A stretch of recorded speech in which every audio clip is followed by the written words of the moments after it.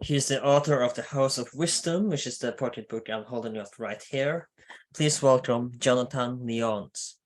And it's a great pleasure to have you here, and welcome to All That Aged Well.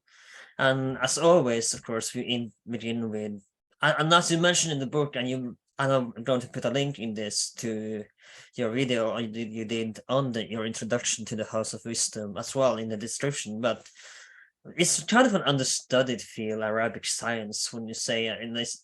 So how did you come across the House of Wisdom and Arabic science? Well, it's actually kind of an interesting story. Thank you for having me on the podcast and to address your readers. Most of my professional life in the first half of it was spent as a journalist for Reuters. And so I was posted in Turkey and in Iran and in Jakarta and a lot in the Muslim world. And particularly in Iran, I noticed just how sophisticated the Ayatollahs and the clerics were. And it really seemed to contrast with what we told in the Western media, that they're a bunch of clowns, that they're medieval, that they're not sophisticated. And yet when you get to meet them, especially the higher level clerics, you realize they are incredibly sophisticated, perhaps the last living examples of sort of a Socrates system of education, a Socratic system. They frame questions, they explore possibilities, they throw out options. And so it just got me thinking that there's a great deal of sophistication here that the West overlooks. So that was one element. So I actually was writing a book about my time in Iran, and the editor I had was an elderly gentleman, very well educated in New York. And he said, well, for your next book, you should write about Arab influence on the West. And I thought, wow, that's a pretty cool idea. And so that got me started on a personal basis. As soon as I started studying it, I found that it's not that I had discovered anything. In fact, I've often wondered why the House of Wisdom should even be published and why there should be readers. And yet it is published and it's available in almost 12 foreign language editions as well. So it's been quite successful. That's impressive.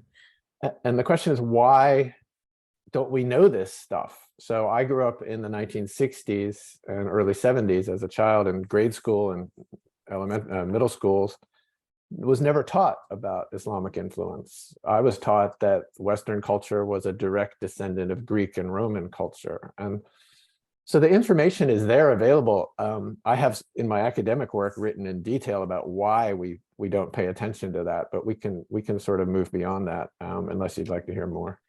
Yeah, we can maybe discuss that later, but right now I want to begin with you're going to go back to the Islamic part, but I want to open with, as you open in your book, about a British scholar who travels with the First Crusade to the Islamic world, not to kill the infidels, but he's actually there to learn from the Arabs. So what made him go to the Arab world and learn from them, and instead of killing them, as most people were doing at the time? Right. Well, we're talking about a young man named Abelard, and in keeping with the convention of the time, he was known as Abelard of Bath, which is a town in the West Country of England. The frustrating part about studying this period is we don't have an awful lot of firsthand accounts or details. So we can only infer from some of his commentaries and from our general knowledge of social trend what he was after and why. But he was representative of a new man. So in the early modern period in Europe, a new social class arose of, they were not the religious classes, they were not the ruling elite, and they were not the peasants, but they were sort of the beginning of what we eventually might call a middle class. And the way to advancement was education and skill. And so some became artisans and produced goods, and some dealt in ideas. And so we had this sort of ferment in society of the understanding that knowledge could advance them socially as well as financially and personally, of course. And so we don't know why exactly he got, or how he got the idea that there was knowledge available out there in the eastern part of the world that was not available to him in the schools of France where he was educated. So he was a new man. Yeah. But we don't know how he became aware of it, but he definitely did become aware that there were opportunities in the East. And so he seems to have put himself on a ship and headed out towards what is today Syria and Lebanon and Turkey. And we don't have, again, a lot of detail, but he does record that he survived an earthquake in the town of Antioch. And the US Geological Survey has published a list of all historical earthquakes. And so we know that he must have survived the big earthquake of 1114 AD. So we have a good idea of when he was there, and we have a vague idea of when he came back to England. And he brought all these ideas. He brought a notion of the elements of Euclid, so Euclidean geometry. He brought back some ideas of astronomy, astrology, and philosophy. And he became an elder figure, an intellectual leader in England and in the court. So that's how he spread his influence. Wouldn't he later inspire the later Roger Bacon and Francis Bacon as well? Well, we think so. Again, connections are difficult to make, but he definitely introduced and really gave a big push to the idea that science could be a way to understand the world separate from religion, which had been the dominant viewpoint of his day. So something I find especially fascinating about Islamic world and Islamic history is that contrary to European and the Christian world, the Arabs and Islam, they pushed science forward, and as we shall discuss in a moment about the House of Wisdom in Baghdad, but they actually pushed it forward, and they didn't frown upon scholars or scientists. They actually, and I believe a lot of this, and as we probably will discuss as well, a lot of the Arabic science from the House of Wisdom we have to the modern world probably wouldn't exist as we know it without that the scholars from the Arabic world, right? That's how kind of they would pave the way for the modern world and eventually. Well, I think, thank you. I think you've made a very interesting point. And as you said, I recently did a video, which will be linked in the podcast below. I get a lot of pushback when people read my books because they say, well, you talk about Islamic science or Muslim science, and how can there be an Islamic science? And the reason I use that term is exactly the point that you just made, is that in this period that we're talking about, Islam and science were not at odds with each other. One reinforced the other. And in fact, a lot of the scholars that we think of as scientists were also not only deeply religious, but were trained in the religious sciences. I could like to give a few examples of how religion and science coexisted and how science strengthened religion. So those of you who know anything about Islam know there's some key rituals. One of which is you pray between 3 and 5 times a day. There are slightly different interpretations. And in the modern period, and actually the immediate post-Muhammad period, you pray towards Mecca. So let's think about that. That's pretty easy to do if you're in the Arabian Peninsula. Presumably you know where Mecca is at all times, but the Islamic Empire spread so quickly. So if you're a merchant, a Muslim merchant, and you're in China and it's time to pray, how do you know where Mecca is? If you're in Afghanistan, or what we call Afghanistan, how do you know where Mecca is? So there were sort of folk methods. You could use the sun, you could use certain roads, but the scientists stepped up and said, no, in fact, the earth is curved. So the direct line to Mecca is not what we think of as a straight line, but is actually curves over the earth. And so they were able to correct the direction for prayer. And again, if you know anything about Islam, you probably know that the mosques were generally oriented towards Mecca. So someone, an architect, a designer, had to know where Mecca was in order to place his building correctly.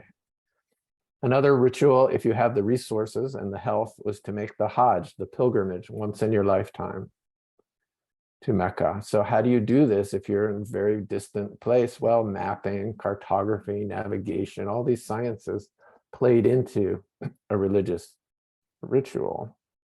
And prayer times, prayer times 5 times a day, that's complicated across a universe where there are what we now call time zones, but we recognize that the sun and the moon are at different altitudes at different times. How do you know when to pray? Well, very sophisticated charts and books were eventually created with all the prayer times for the known cities, so that a believer could take one of these books on a journey and know when to pray towards Mecca. So we had a lot of, and there are many other examples. One other quick example that I like is Islam places a big emphasis on hygiene, particularly at prayer time. You must wash your feet, you must wash your hands, you wash your face, at least symbolically. So the big mosques developed very complicated systems of water delivery, of plumbing. So this required the understanding of hydronics and pressure and engineering problems so that water could be brought in, people could wash themselves properly before they went in to pray. So in this sense, Islam really was served by science. And the interesting thing is that the religious scholars accepted what the scientific scholars told them about these rituals, these directions. There wasn't the same tension that we generally saw at this same time period between science, or the idea of science, and the idea of religion in the West. So let's talk about the House of Wisdom itself in Baghdad. When was it founded, and what was the idea behind the House of Wisdom in itself? Well, Baghdad was formally started in 762 by the Abbasids, which was a breakaway Eastern-based Islamic empire. And the Abbasid victory in the inter-Islamic conflict was very important because it shifted everything eastward and incorporated Persia and Persian scholars, as well as Byzantine Christian scholars, Jews. It became a multi-ethnic empire. And history has shown that these kind of multi-ethnic, multi-confessional spaces are often very creative. So there was the basis for a lot of scientific activity. The caliphs themselves were highly educated. These are the rulers of the empire, and put a real emphasis on science and philosophy. They often had their own tutors. They sponsored scholars. And this institution that became known as the House of Wisdom, we don't know very much about its formal origins or even its location, but it seems to have been a library or research center funded by the caliphs to bring all of this kind of knowledge into place.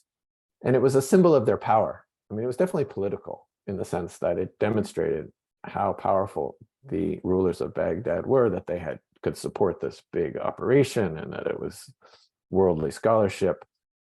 And I think what gets lost, you earlier referred to the understudied nature of Islamic science. What gets lost is the unique contributions institutions like the House of Wisdom made to science. So they didn't just, much of their original work was brought in from Hindus and from Greek sources and from Roman sources, perhaps Chinese sources, but they didn't simply translate this into Arabic. We often think of them as translators. They translated it so they could work on it, but then they developed these ideas and refined them and improved them to a great deal. And that is particularly overlooked. So if you read Western textbooks, not specialty works, but textbooks that are maybe used in university or in high schools, they may refer to the Muslims as sort of caretakers of classical knowledge, but it very rarely refers to them as innovators, researchers in their own right. And they very much were. Someone you mentioned as well in the book, and I want to address this, is a scientist called Ptolemy. Not to be very confused, this you highlight in the book as well. Ptolemy the scientist, not the Egyptian dynasty, the Ptolemies. But how was he as inspiration for the Arabs and the Arab world in science? Well, in this period, his fundamental work on astronomy and cosmology was basically the text that everybody worked from. But the Arabs started noticing in particular and developed a critique of Ptolemy. In other words, there were seemingly contradictory elements of this big classical model of the cosmos. And the Greeks were a bit aware of them, but the Arabs really developed a critique that was so powerful that scholars started looking for answers, and ultimately that meant they had to suggest a rewriting of Ptolemy. So his was the basic model based on all planets moved in perfect circles. And of course, we now know that they tend to move in elliptical. The planets around the Earth and around the sun move in elliptical fashion. This was not known at the time, but there were clearly problems in Ptolemy. And the Arabs opened the door to critiquing Ptolemy, which I argue in the book and elsewhere opened the way for Copernicus with his revolutionary thought of the sun as the center of our universe, not the Earth. Before Copernicus really put that into play, the assumption was that the Earth was the center, was the home of man, it had to be the center of God's universe.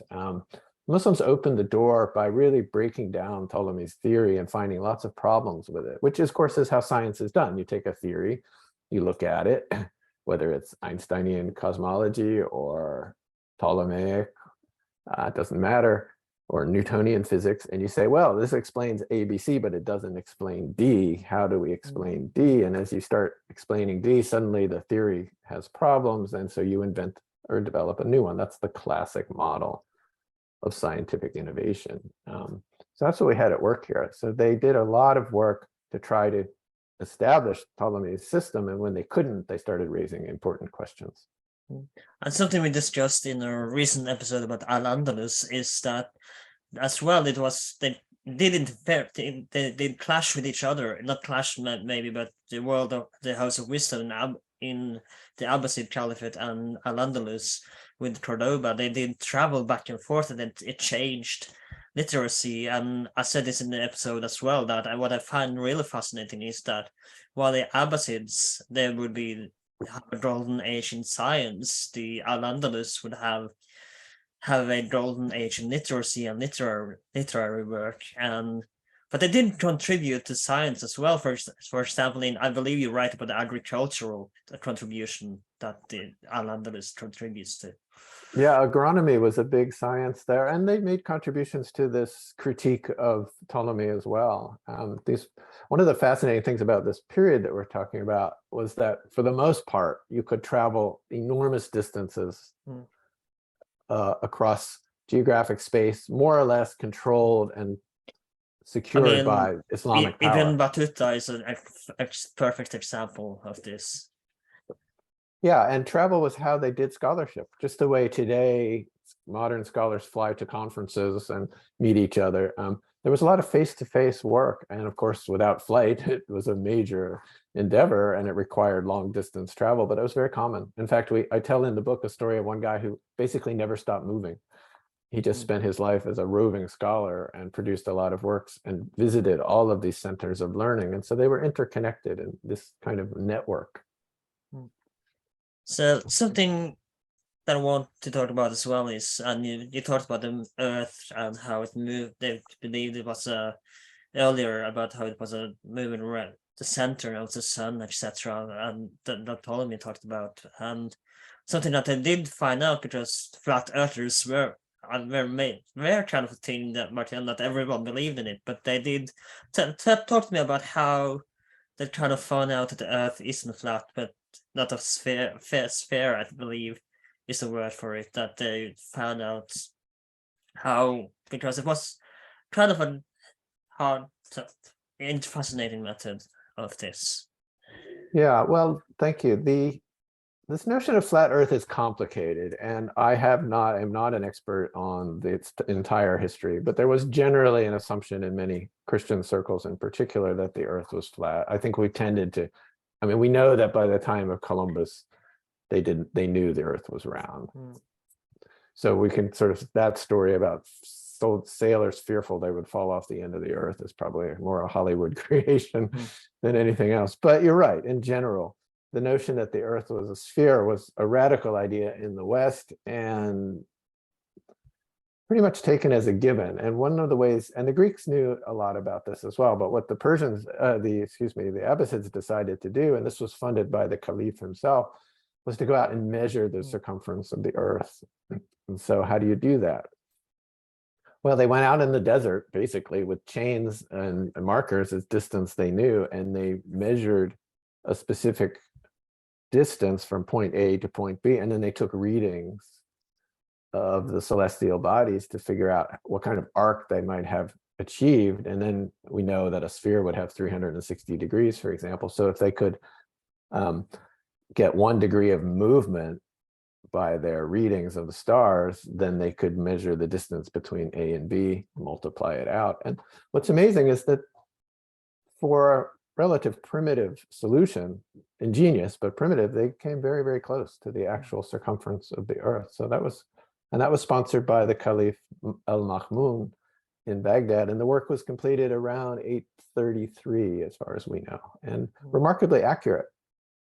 And you did mention that it did try to think there was an easier way more convenient way to find this out, but instead of walking around in the desert as well, wasn't there? Yeah, well, the Hindu scholars had come to Baghdad very early in its founding, and they had brought the notion of the sign, which of course, if you remember your trigonometry, and I have to say I don't remember too much of mine, you can Oh, I don't measure. remember anything at all. Right. So in trigonometry, you can read. So basically, the basic model for all astronomy in this classical period was geometry. Everything was angles. They didn't have distances. They couldn't tell the distance between two planets, but they could tell the angular, what's called the angular distance.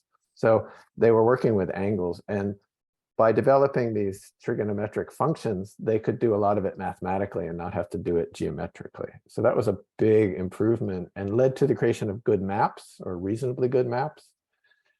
And as I said earlier, this would help people in their religious ritual as well as in their scientific endeavors to have good maps, and geography became a very important science in the Muslim world in this era. So how accurate were these maps compared to today's map with the satellites? Yeah, well, of course, there's no comparison to that, but they're very accurate for the time. And what's interesting, and we can talk about this perhaps as well, is they were more accurate than later Christian influenced maps created in Europe. And the Europeans have, during the early modern period and the Renaissance, they had access to these Arab findings and these Arabic maps, these Muslim maps, but they chose not to follow them because they believed that they were corrupt by Arab scholarship, and they referred back to classical Greek notions of where various oceans were and various seas and cities. And so they kind of did themselves a disservice. The Renaissance put such a premium on Greek texts that the subsequent work that the Arab and Muslim scholars had done for centuries was ignored. And so improvements to maps, improvements to geographical locations were overlooked or dismissed as corrupt Arab and Muslim work. And in a way, the Christian world went backwards, particularly in geography. We can see that. Something that I write about as well is Muslim system, which I believe would be like under the Fatimid Caliphate. So how does Muslim Sicily come into the picture in Arabic science? Well, as I said before, I think we see throughout history that melting pots, areas of mixed ethnologies, mixed religious bases, religious language groupings, cultural traditions, are often extremely rich in their cultural output. And Sicily, right on the border of the Muslim world and the Christian world, and power in Sicily and southern Italy tended to go back and forth for a while. And of course, Frederick II, who united a lot of this area and became the first Holy Roman Emperor, he was educated in an Arabic context, even though he was nominally Christian.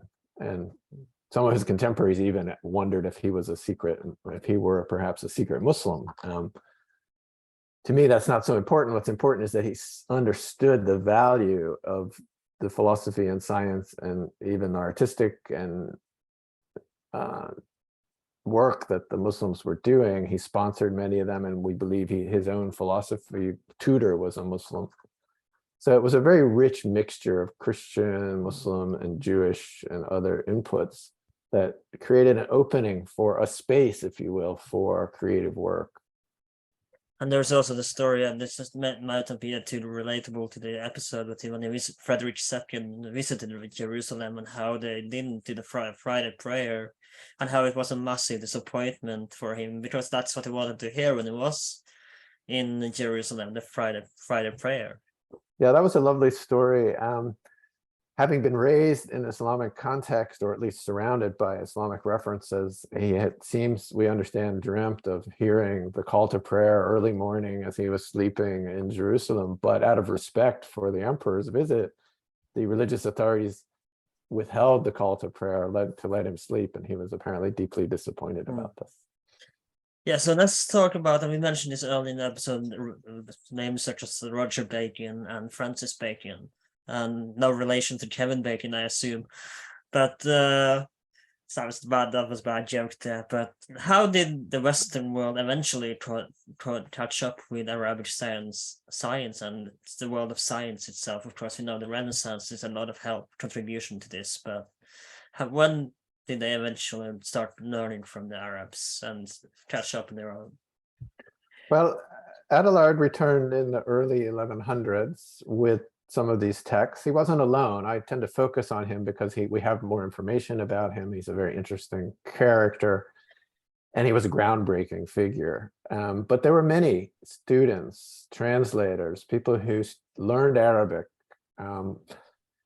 who went to the Middle East, who worked with locals who perhaps, particularly Jews and in Andalus, they might understand both Western languages and Arabic, and they acted as translators and assistants and co-creators of this material. So text started arriving. There was a hunger for this kind of work, and the longevity of the Arab contribution to Western culture is really quite remarkable, especially given that we tend not to pay it a lot of attention these days.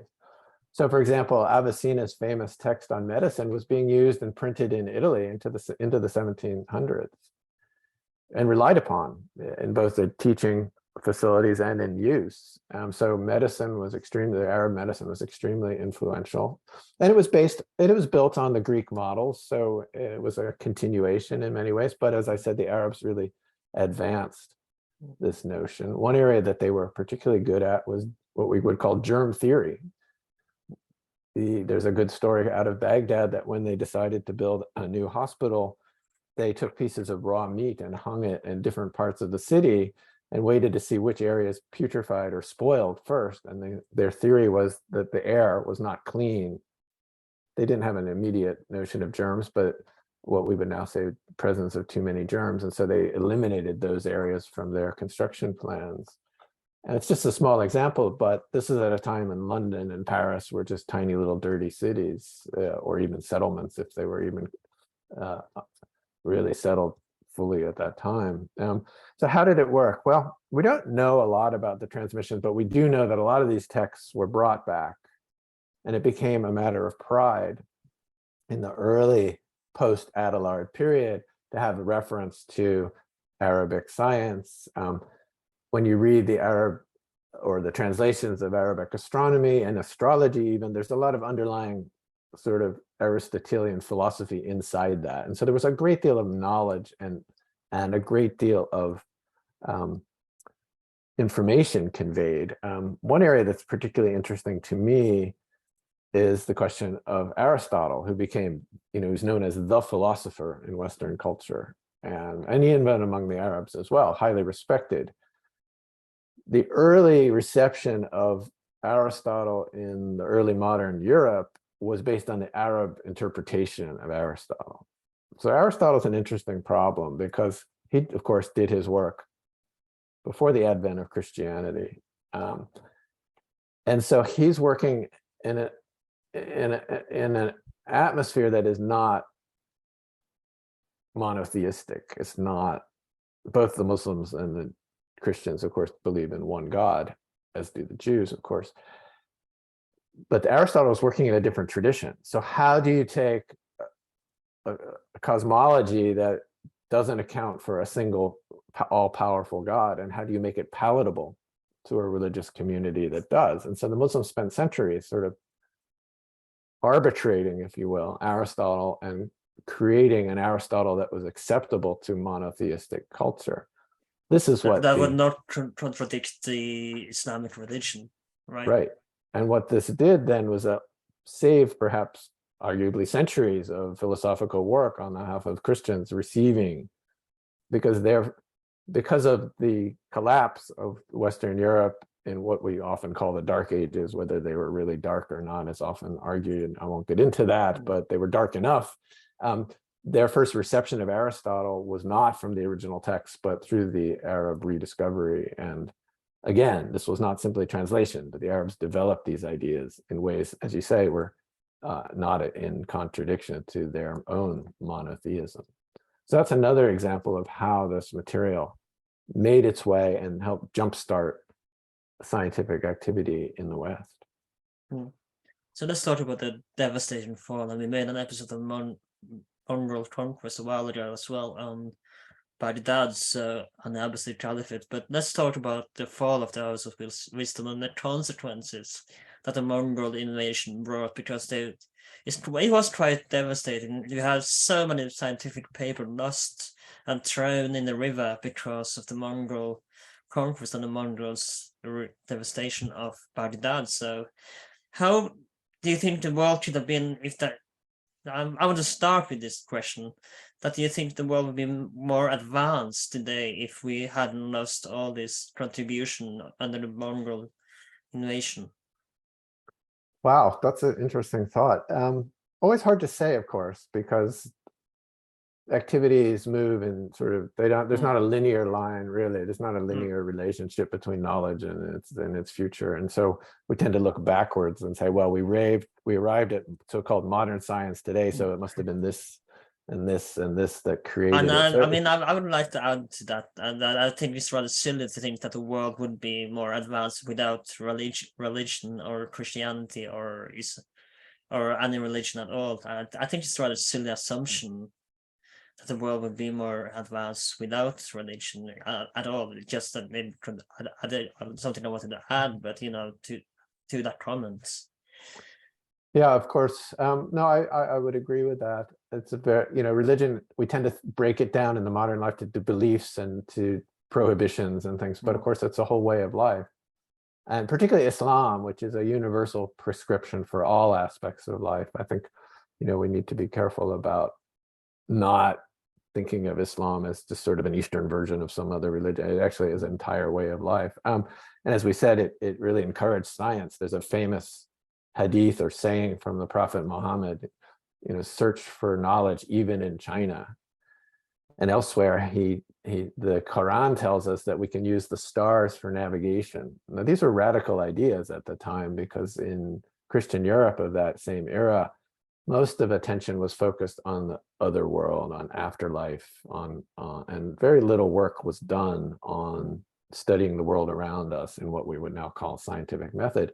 And in fact, I'd like to come back to Abelard, because I think Abelard, the reason I focus on him so much in the book is I think he introduced or helped introduce this very fundamental notion.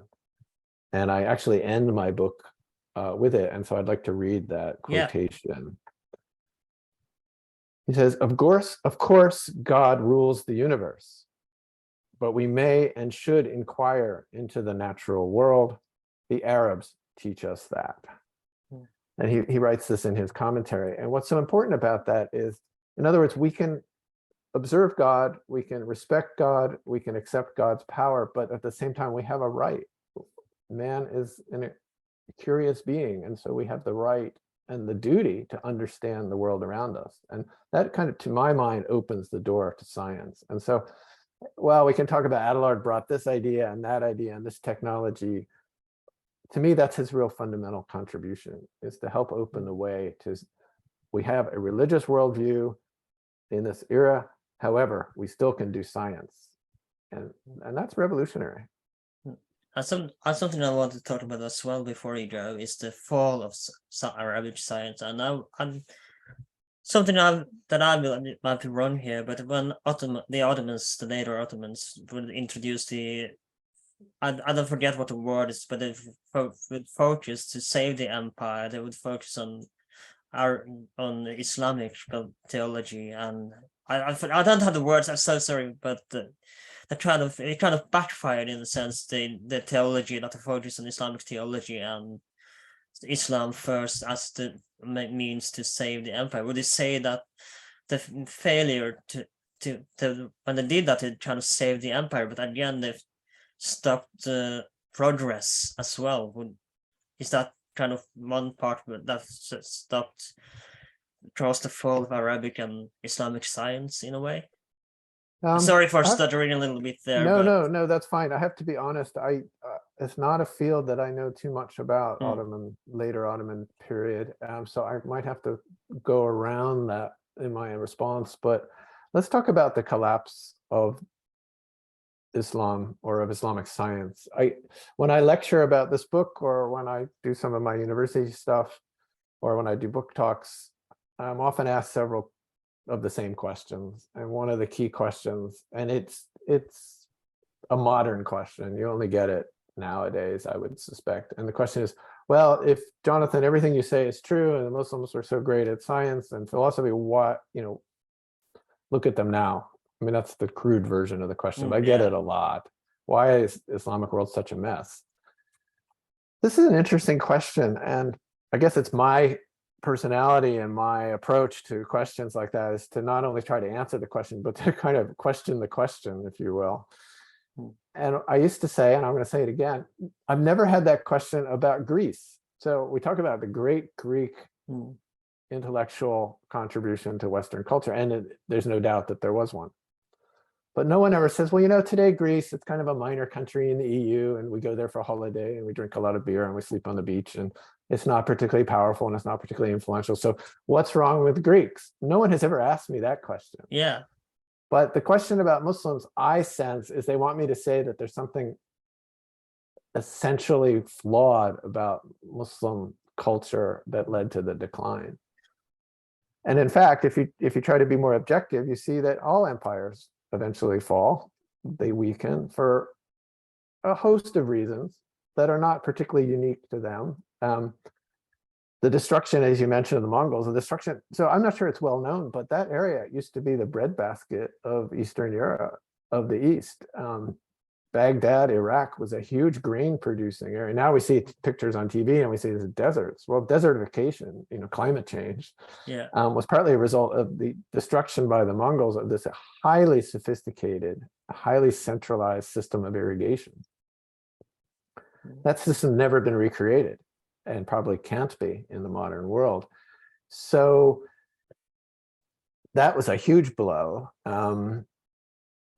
The rise of other rival powers, this happens. We can't overlook decadence. I mean, that's a classic explanation for why empires fall. They become so powerful. Colonialism, of course. I'm sorry? Colonialism, of course. Yeah, of course. But, as I say, rival powers develop their own techniques and technologies.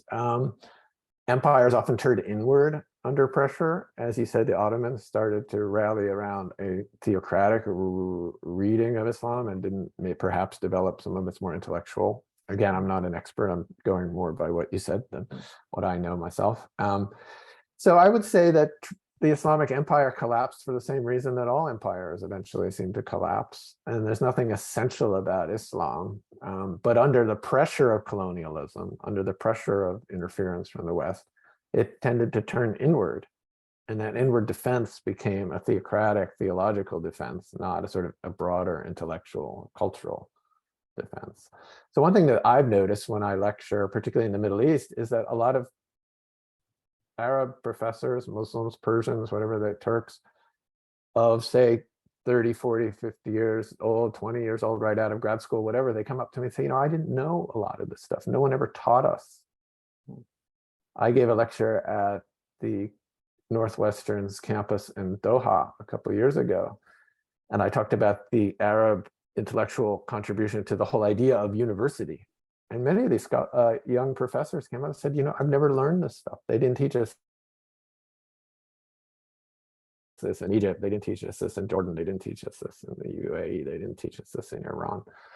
And that's such a pity. I find that really heartbreaking that a lot of young Muslims don't even know their own heritage. So I hope this book will help with that as well. But I also want to bring the message to the Western community that, hey, there's a lot here that we need to pay attention to, and not just get bogged down in the stereotypes of Islam as backward, as violent, as dangerous as our enemy. But we owe a great debt to Islamic culture.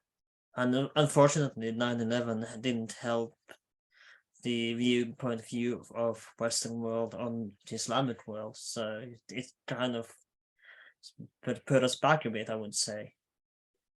Well, it certainly sharpened the debate, as it were. But I'm hoping books like mine, and there are many other scholars doing work like this, can start to bring a new way of looking at things, a more nuanced and distant. When you look at the big picture, we wouldn't be who we were as Westerners, quote unquote, without Islamic culture. That's really the message of the book. Thank you so much for coming on. It was a pleasure to talk with you. Before you go, do you have anything you want to promote, and any place people can find you, or where can people buy your book should they be interested in learning more about Arabic science and Arabic contribution to the Western world? Well, thank you very much. It's been a real pleasure. I'm hoping that we can put some links in the bottom of your podcast, absolutely. and I will provide some links if people would like. I have my personal website as well as the website for the book through my publisher, Bloomsbury Press. And also, I think you said you'd link the recent animated book talk that I did if people are interested. So I appreciate that very much. It's been a lot of fun, and thank you very much.